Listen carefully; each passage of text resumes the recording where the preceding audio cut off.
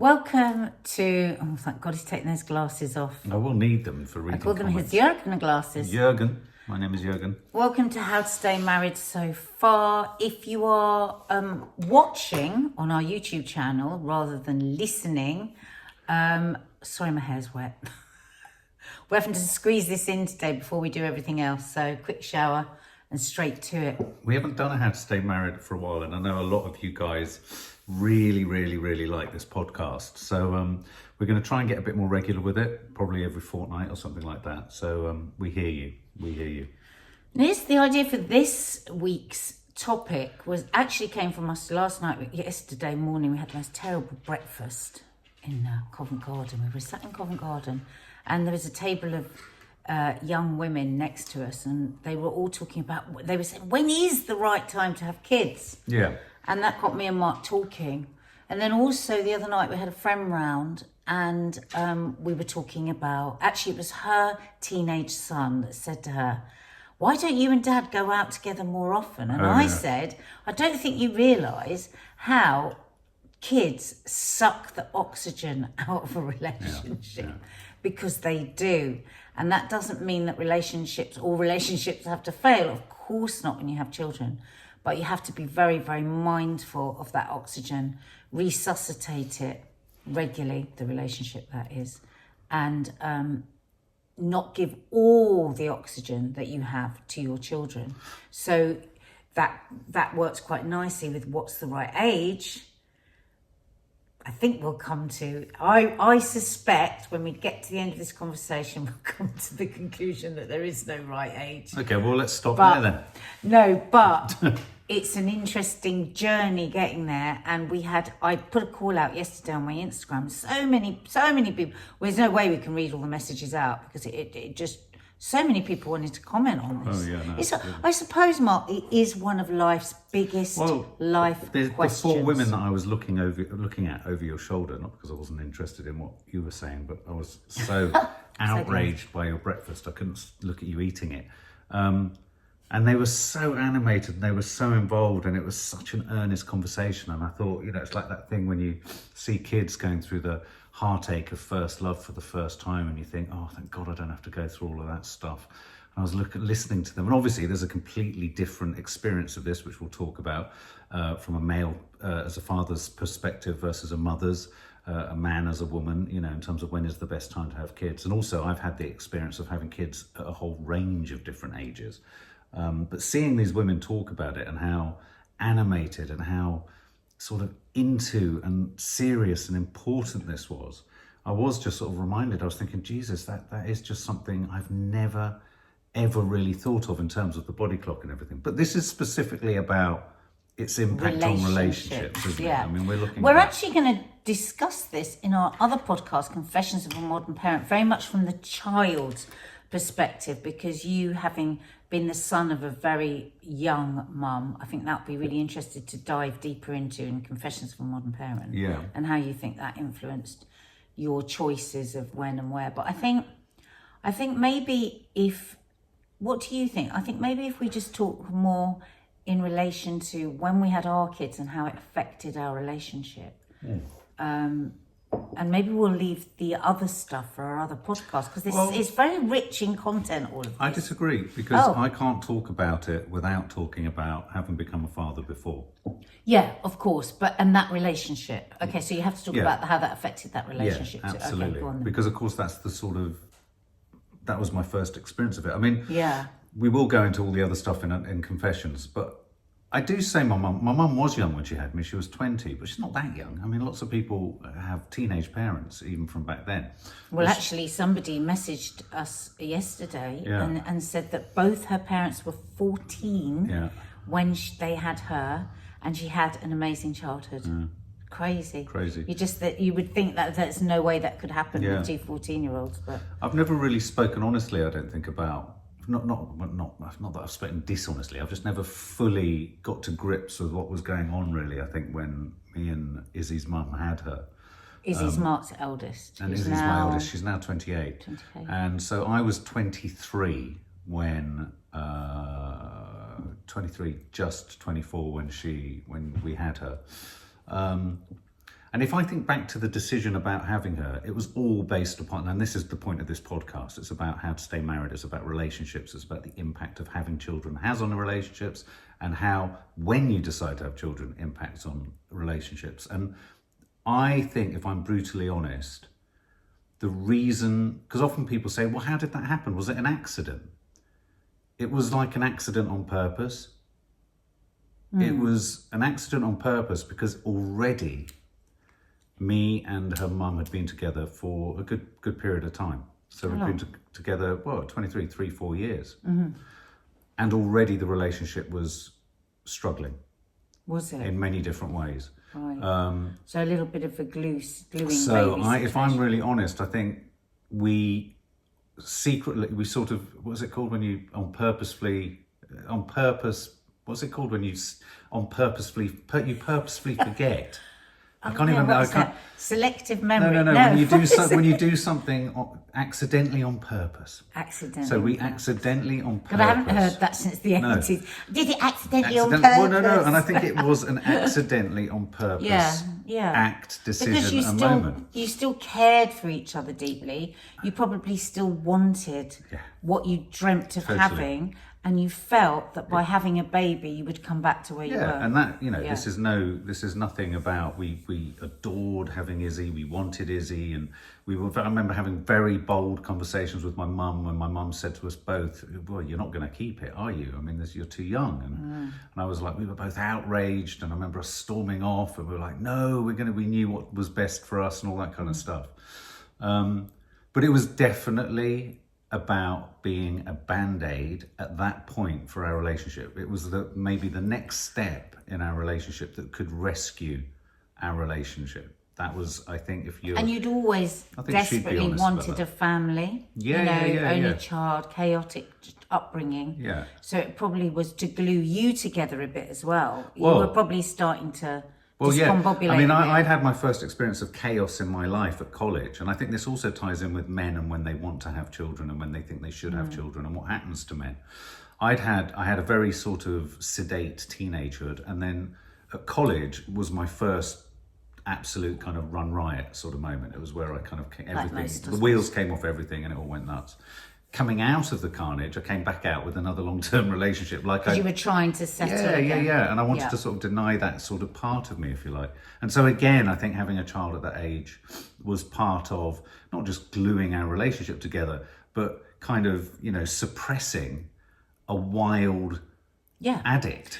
But and how many people subconsciously do that? What is the pure decision to have a child? Most people, there'll be subconsciously all sorts of things going on that they believe a baby will bring to them or bring to their relationship. True, exactly. I think if you unpack it at all times, and we've talked about this on our Confessions of a Modern Parent, it's not an entirely unselfish decision. You're not doing this for the well and good of an unborn life, because to enhance. When you have the dream is to enhance your life, to enhance your. There's so much romanticism tied up with having a baby. Yeah. It's extraordinarily romantic. Yeah. The two of you are going to be bound together and I remember that being you create the case. Life together. It's exquisitely romantic. Yeah. And then it isn't. And then it's the most unromantic thing that you could possibly imagine. Then it spectacularly isn't. Oh my God. And I don't mean that for any new parents, I'm not trying to put you off, but fuck me, it's like a smack round the chop. If there was anything that wasn't going to glue us together, it was having a child. Oh, there is no such thing as a glue baby. You have to be pretty solid. You have to be pretty solid. Having said that, we weren't solid at all. No, we weren't. But just before we get onto that, I suppose when I look back, I think to myself, we did have Izzy too young. I feel that we were too young. I thought... No, but maybe it was that you weren't with the right people. Perhaps. Because plenty of people do have them at 24. Yeah, too young for me. Yeah, it was too young. It was too... maybe it was too young for that relationship. Perhaps. Because... we'll get to our relationship, but I would say absolutely every single thing was wrong for us to have a baby. But we were with the right person. Yeah. So And just quickly, Yeah. because I want to contextualise and give equal weight too. And then when Fleur arrived, I had no choice in that. There was no choice in what happened with Fleur. Now, again, that's not to say that, you know, we love her and it was a brilliant thing, but it did nothing for the relationship. The relationship was, again, a flawed relationship. Because it was a different relationship. It was a different yeah. relationship. It was a flawed relationship. We weren't actually together when she decided to have the child, and so. And you weren't well at all. No, I wasn't well at all. But I would say neither of us were. We weren't in a great place, and it was definitely, from one perspective, That's hoped, our dog, by the way. yeah, we hoped that Fleur would also be the glue that would hold something that was already pretty chaotic Yeah. together. And within all of that, you know, I've taken my responsibilities and duties as a dad very, very seriously, and as best as one can as an absent father. But And you have an extraordinary daughter. She's an extraordinary person. extraordinary. I mean, they're both extraordinarily strong, Talented, impressive beautiful, women. Yeah. hard-working Absolutely. women. But yeah, and so this thing of looking at the paper Yeah. and looking at what happened in the relationship doesn't mean that you can't still have an extraordinary child, Yeah. because you can, and they both are Oh, extraordinary. absolutely. But it's. I think we're going to discuss that even more in confessions. Here, it's about the relationships, Yeah. and like you said, you had a long-term relationship with Izzy's mum that you were trying to put back together. And you had a very wobbly relationship with Fleur's mum, where you'd both come together out of some wobble. Yeah, And so, absolutely. I mean, you never know. We It collided. could have gone okay, because some people have babies in the most ludicrous of Oh, no, situations absolutely. and manage to make it work. So you know, for the listener who doesn't know our lives intimately from the rest of our channel, you know, by the age of 28, I had 2 children. Yeah. So I very much had experience of having children in my 20s. And of course, I recognise the caveat there, though reluctantly so, was that it was, you know, after splitting up with Izzy's mum, certainly, it was all about access from, you know, throughout my 20s. But I mean, yeah, in terms of relationships, in terms of impacts on, I can categorically say that in my experience, a child as the glue to repair a relationship isn't what it can be. It cannot serve that function unless you're sorting lots of other shit out within that relationship at the same time, because I think that's what the difference with us was that there has to be something else going on, or some other need or desire to make the relationship work. Well, with me, I since I was 3 years old, I had a sense of my maternal instinct. Since you were 3 years old? Yeah, I remember the tiniest I was having a strong maternal instinct, because I'd grow up around a lot of babies and, you know, big family and all of that. And every relationship that I had, that person wanted to have children with me. It was always brought up, and it was always no. And one thing that I'd always promised myself from the smallest child was I would never have children with somebody that already had children. That was my top line on the list of things that will never happen. Right. Was I will never have a child with anyone with children. Isn't that funny? Isn't it?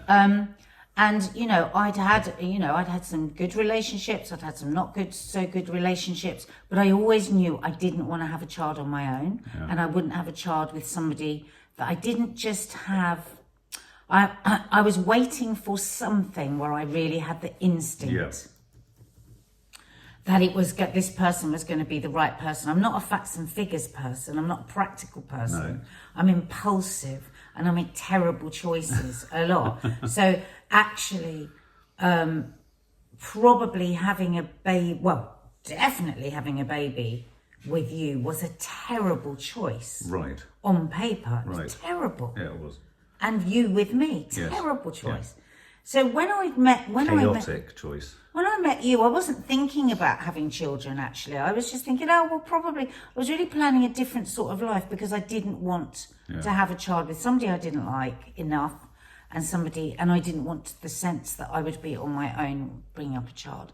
I think I was a bit bruised by my eldest sister's relationship, and I wasn't looking at motherhood through such rose-tinted glasses. And I just thought, maybe I should have questioned this more. Is this really what I want? Anyway, so then we got together, and the way we got together, as I would say, is we were a beautiful disaster. was we were two quite broken people when I think about it. I'd had some serious tragedies in my life. You'd had some serious tragedies. We were both drinking very heavily. We were both crazy. I mean, when you think about it, when you think about what we were like, how much we used to drink, how we used to think it was funny to lie in the road and see if we'd get run over. Can you imagine what people thought when we were pregnant within 4 months of knowing each other? Batshit crazy. I mean, just terrible. I mean, in every sense. Bonkers. It was bonkers. And it was also really, really, really, really, really, really hard. Yeah. When those first 2 years, I would never want to repeat with Maddie. It was so hard. I was not dealing with the unbelievable change. You know, I mean, I was 38 years old. I had lived my life exactly how I'd wanted to all my life. You know, a lot of my work was traveling around. I lived out of a suitcase actually for years. I really did. And I was always on the move, and I would party hard. I smoked like a maniac. I was heading to an early death. I really was. So again, you know, this is why we're sort of undoing all what we've said about what's the right age and what's the right.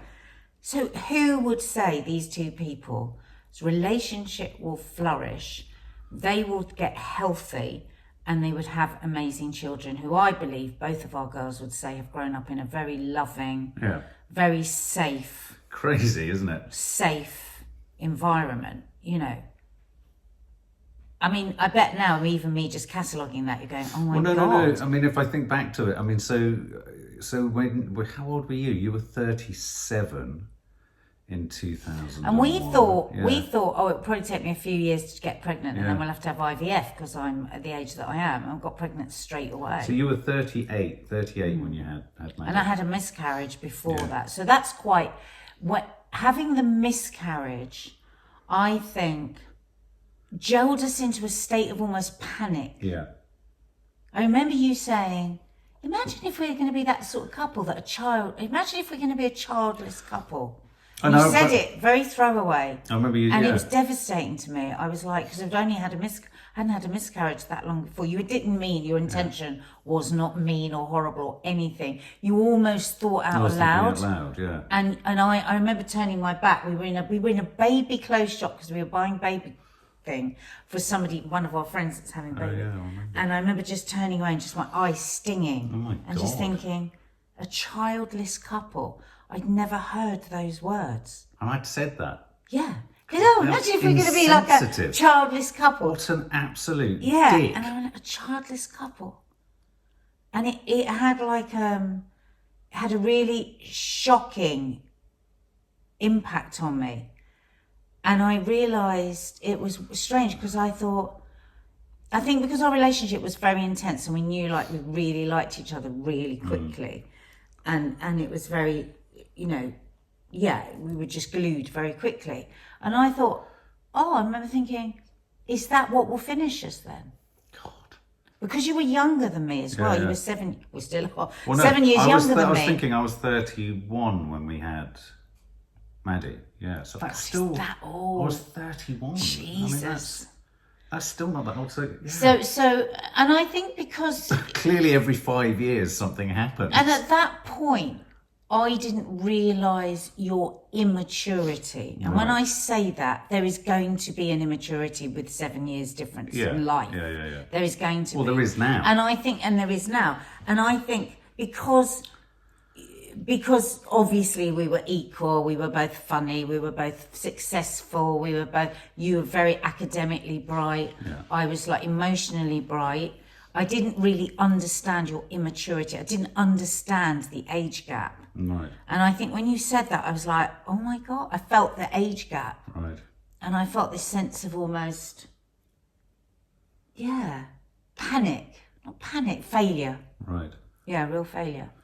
And so I think subconsciously that impacted hugely. Because maybe if that comment had never been said, maybe we would have said, well, let's give ourselves a year. Yeah. And we could have had a year of having a relationship. Yeah.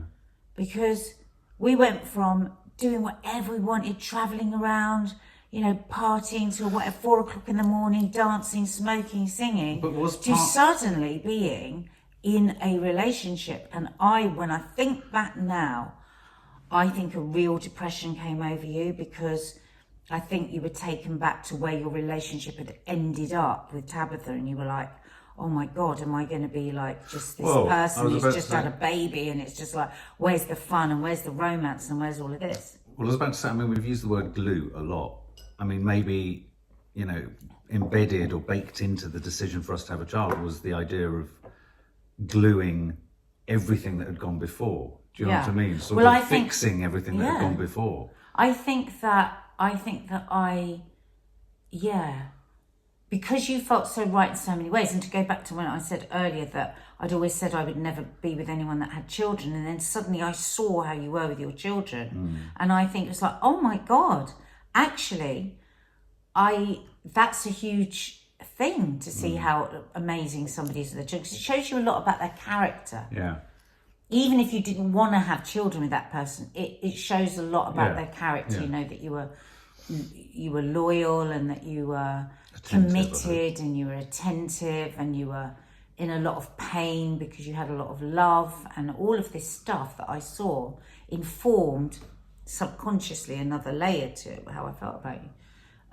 And so maybe totally subconsciously, I think you were always very frightened I was going to leave you, because I was, you know, older, I was on the telly, I was, you know, you thought I was really beautiful, all these things that you thought about. But you always felt a bit insecure about me. Yeah. And so somewhere, you probably absolutely 100% probably didn't want to have a baby, because you'd had 2 and you were quite in the chaos of that. But probably in there somewhere, it was like, maybe this is how I hold on to her. Maybe, but also I was going to ask, to what extent do you think for you body clock was just kicking? Was there just panic, unbridled panic that you weren't going to have kids? No, because you know the way that I think, I'm a bit odd, aren't I? I don't think that much into the future. No, but is a it body not different clock with a body wasn't clock? spoken about as much. I'm way more informed about body. Where I got really informed about body clock, because I had fallen into that trap that a lot of women do, which is we are now at the stage in the world where we can have it all, where we can have a long career, we can travel the world, we can do this, and then we can have babies. And it wasn't until I was trying to have Kiki, our second baby, and I was talking to this gynecologist, and she said she goes, I am stuck in the tragedy of leaving it too late to have my second child, and I'm a gynecologist. I've also fallen into the trap of thinking we can have it. The body is made to have a baby at 16, 18, 21. That's your peak time. And so many women are leaving it too late. And so I didn't think of myself as old. Right. So it wasn't really about my body clock. It was about whether I would ever find anybody that felt right enough to have a baby. Yeah. So I wasn't in a body clock situation at all, actually. But so much of what we're saying, I mean, in a weird way, the question we were sort of asking ourselves is when is or what is the right or wrong time to have a child? Well, I should have been in a body clock situation. Right. And anybody listening to this who is younger, do not fall into the trap because you hear about these people. We didn't have IVF and we were incredible. We had a 1% chance of having Kiki, I was told by a gynecologist. And I had her at 42. 40, how old is she now? 14. How old are you? 57. Do the maths. I can't. 42. So I was 42 when I had her. Yeah. Naturally, after quite a few miscarriages. Yeah. So please don't fall into that trap. Oh, I've got till 38. I've got to. You're very lucky if you get that. And the thing to do is to get, But would you say of all of our? Well, I'd probably look at all of our children, all of the children I've had.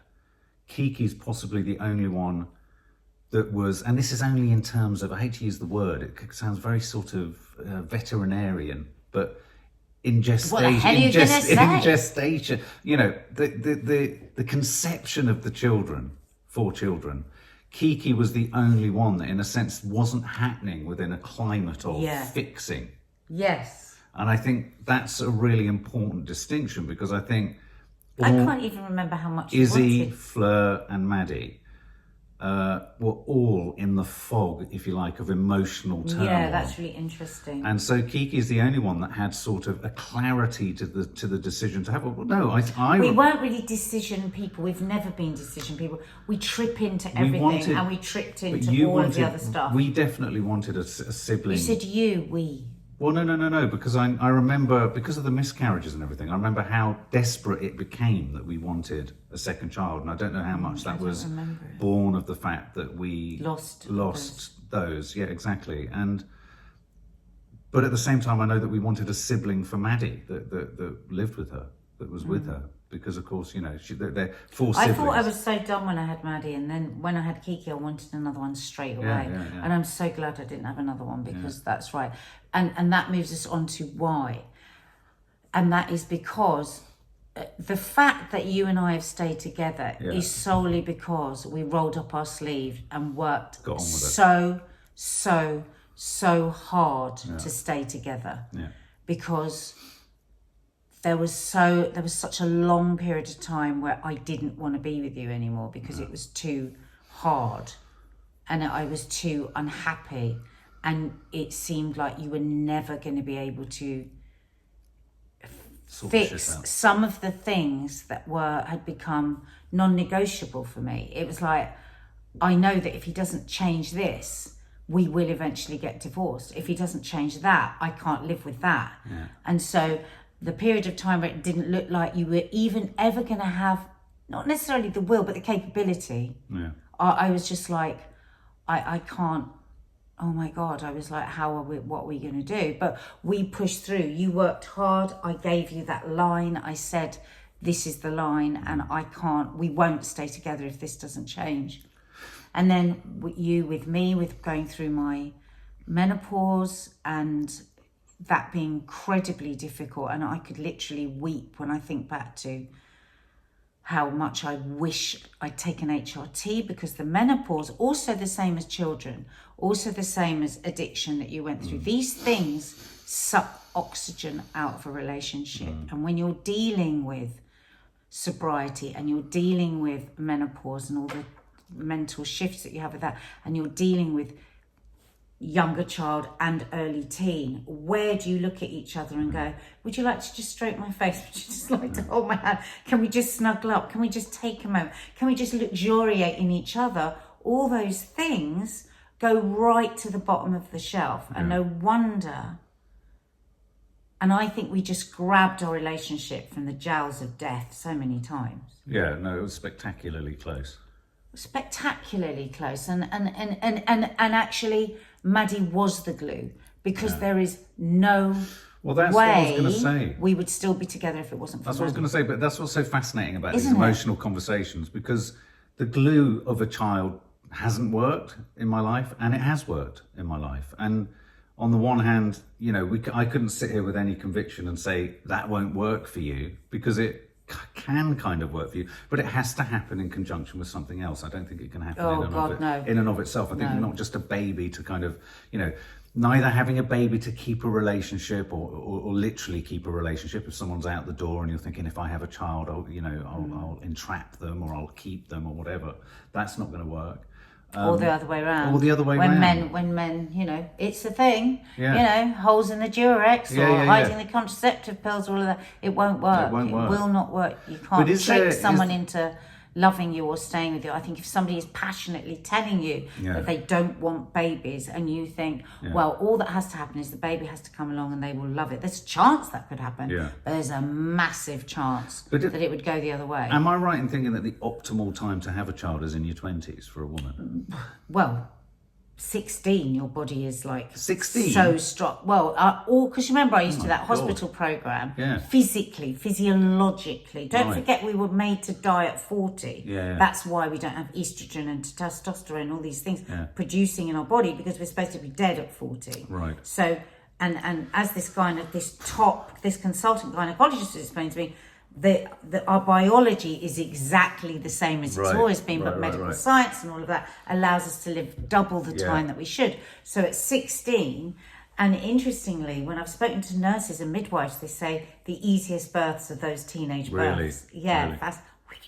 So presumably 20s is good. So that's a huge pressure on relationships and women, isn't it? To think that the younger you are, the better the timing is. But it's so hard, isn't it? Because I could have had the perfect body at 21 to have a baby, but I would have been a terrible mother. Right. Yeah, Now- exactly. So Now, there are physiologically, many women that are brilliant mothers at that age, but I was in chaos. I was, you know, a massive drinker. I was a partier. I was a raver. It wasn't time for me. And I think I would have had a child that would have grown up around a lot of booze and a lot of fags, and I would have been that sort of mum. I'm ashamed to say it, but that's who I would have been. But what about old? I mean, Maddie saved my life, actually. Yeah. I think. Yeah, I think she did. Because I just couldn't. I was just looking at this baby going, right, okay, who am I going to be? Yeah. I remember walking along with her, really small. Went for a walk down towards our local park, and she was in a papoose. And I was just like, I was looking at all the friendships that I'd been so chaotic with, all the people that I'd let down. It wasn't just our relationship. It was like, who am I? Yeah. Where is my anchor? And just walking along the road, just sobbing. And literally the tears bouncing on her head. She said, who's she going to see? Yeah. And that was literally my turning point in my life. Where I was like, I'm going to be a better friend. I'm not going to dump people. I'm not going to treat people the way that I am.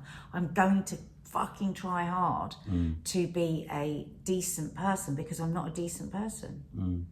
I had the potential to be one. Yeah. I think things happened around me and with me and to me that ignited a crack in me, you know, that wasn't good. I'm not a naturally good, but I think I had in me a deep sense of responsibility that was brought out by, oh my God, we've had this baby and we've got to make this work. I mean, I guess on a practical level, the issues of having a child when you're older, I mean, I'm being quite literal here. So when you're younger, you're physiologically better positioned, but perhaps experientially not. When you're older, you've got all the experience perhaps, and maybe a little bit more wisdom, but you are about to go through the crushing reality of the menopause. But what you've also got when you're older is you've got the wisdom of the people around you, your peers. So, you know, I've been a loose woman for how long now? I don't know, and I've learnt so much. Yeah. You know, if we had had a baby in our 20s, we wouldn't have made it. No. Because we wouldn't have been on the right track to self-improvement and well-being and all the stuff that we've worked on. We've worked on every single part of us because we're parents. So in a way, they devastated our relationship for a while, but then we built ourselves as individuals to be better people, and therefore as in a relationship to be a better relationship. Yeah, no, it's true. I mean, we wouldn't have made it. We wouldn't have made it when we were younger. No. Wow. I mean, I don't know if there's any practical advice in here, but I mean, there's no definitive answer, is there, really? Should we read some of the social comments on your social media? Yes. Yeah? So I think my mum was going through the menopause as I was hitting teen years, which maybe isn't ideal. Anonymous. Right. Well, can we keep that for Confessions of a Modern Parent? Because I've been having as we've been talking, I've been thinking about how the menopause has affected my parenting. Right. So, yeah, maybe that's what we'll do this week on Confessions of a Modern Parent, because I think this is really interesting from both POVs. Yeah. This is a fascinating one from Georgia. He's not said it directly, but I feel the guilt of my father having me early, trapping him and ruining his future. Wow. No. That's tough. I mean, I think managing the frustrations of what you can and can't do and have and haven't done.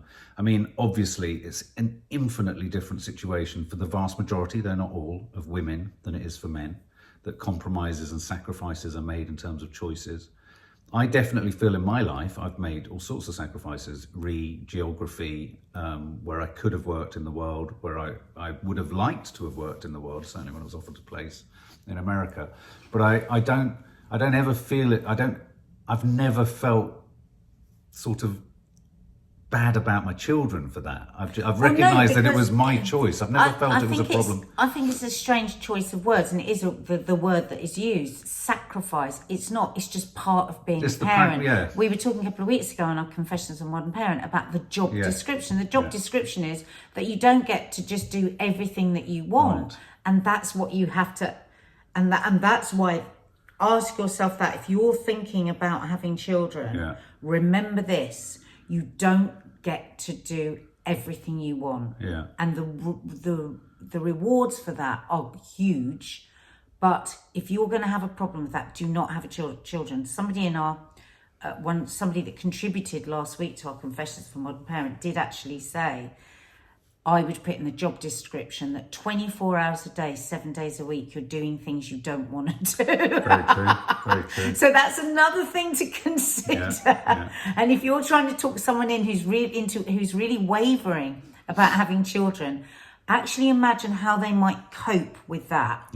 If you've got a really... And when I say selfish, I don't mean that in negative terms, but selfish, but a person that likes to get up and take a leisurely walk on a Sunday morning to get their papers and then sit and eat croissants and coffee and spend a couple of hours. It's gone. Just accept that. It's gone. It's gone completely. I mean, have we talked about, though, we haven't really talked at all about how having children completely fucks with the intimacy, fucks with the time together. We were still in our honeymoon period. And sometimes I actually really wonder whether part of the longevity or our ability to stay romantic with each other or into each other is partly because our honeymoon period experienced some arrested development. You know, before it kind of ignited, well, it was igniting into chaos and carnage. It was put on, you know, a sort of handbrake turn happened, which was Maddie.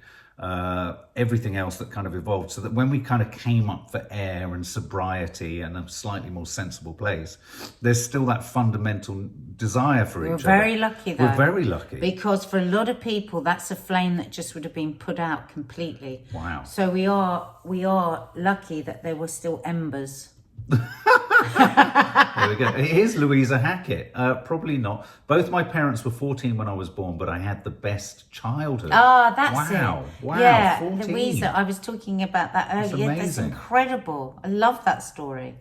That's amazing, isn't it? Because all you hear, and I think that is something to bear in mind. You only ever hear bad press about people who have kids when they're so young, so young. Ange, I guess my parents had me too late. No interest in me being a child. Oh no, that's heartbreaking.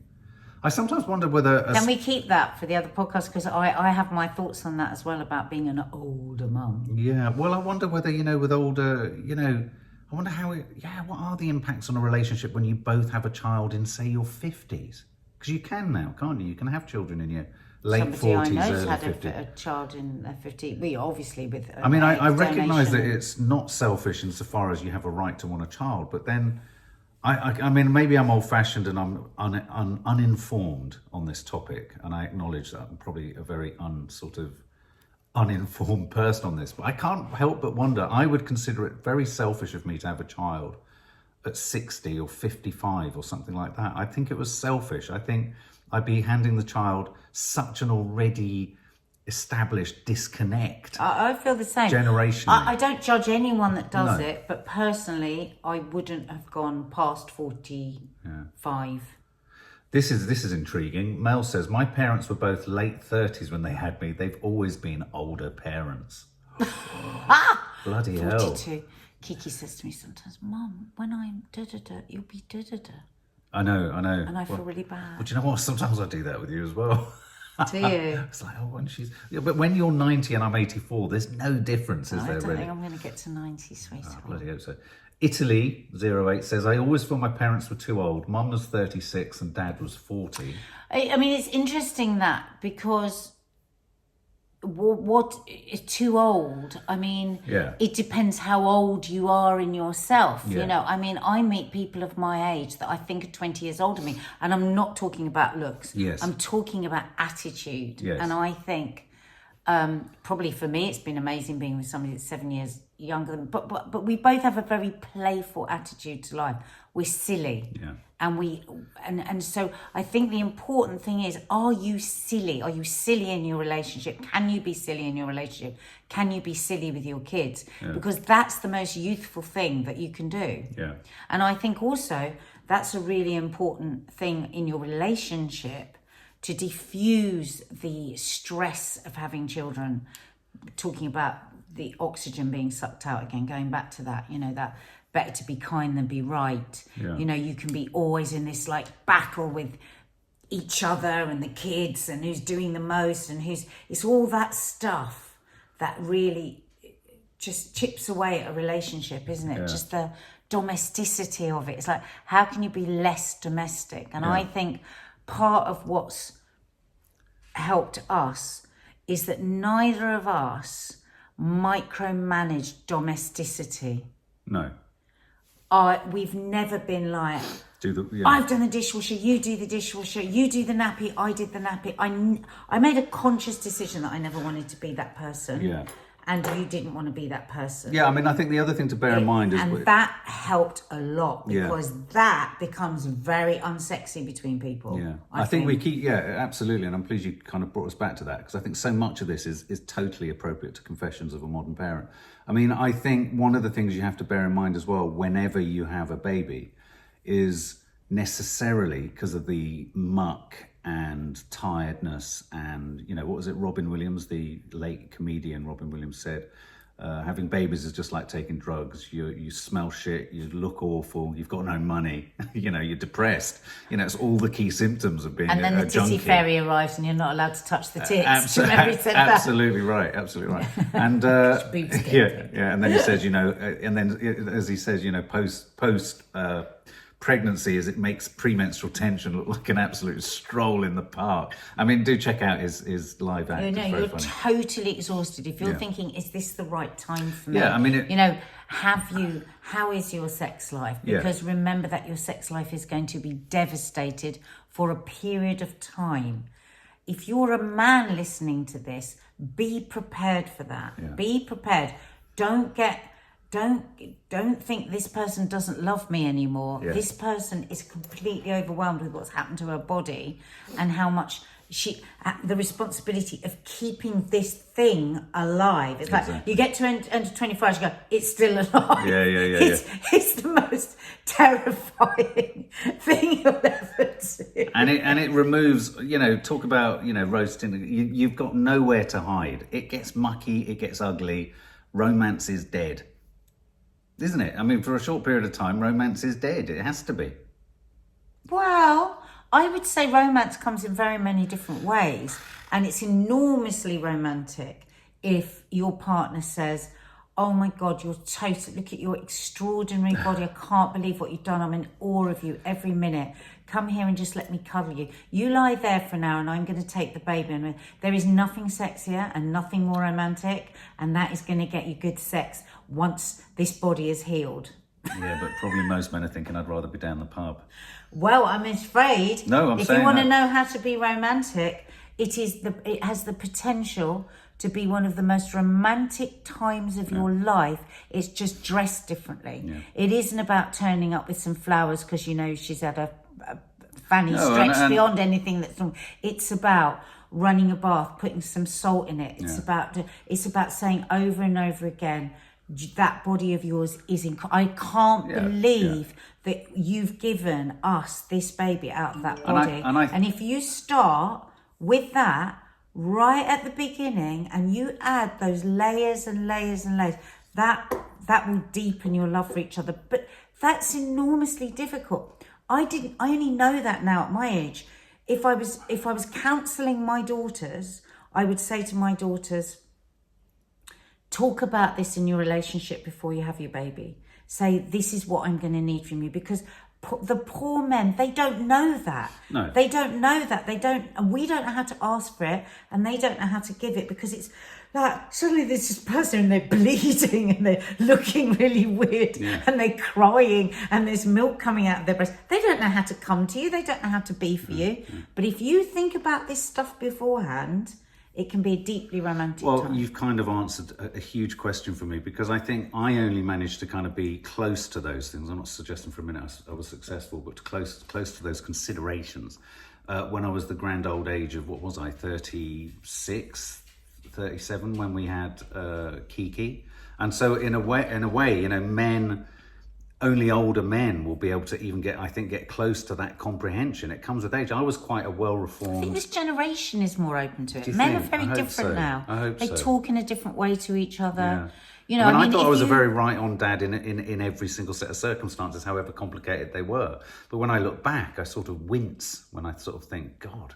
Yeah, but the world has changed a lot. Like, you know, if you pick up, you know, if there's blood on the floor and if there's been something and you pick that up and you wipe it up, you're showing your woman that you are completely intimate with her, that her body is extraordinary and you're not repulsed by it. Yeah. Because believe you me, you have a feeling. I remember sobbing and sobbing and sobbing to my homeopath after I had Maddie and going, I feel such a failure. And yet I'd given birth to this incredible creature. And I was lying there thinking, my body had failed, my body was disgusting, my body... And it's just so sad because it's not. It should be the most enriching time. But I think as women, we too often don't know what to ask for, and men are just reeling and they don't know how to give what we need. There you go, guys. Pick up the sanitary towels with love and she will love you more. I remember moving the placenta around the fridge an awful lot. I remember moving it all over the place, from freezer to freezer. It was on a plate. And it's a bit like when you buy lamb chops and you put them in the freezer at and then one- you just never end up Yeah, using and I mean, them. at one point I did consider using it as a frisbee. It's a very odd time.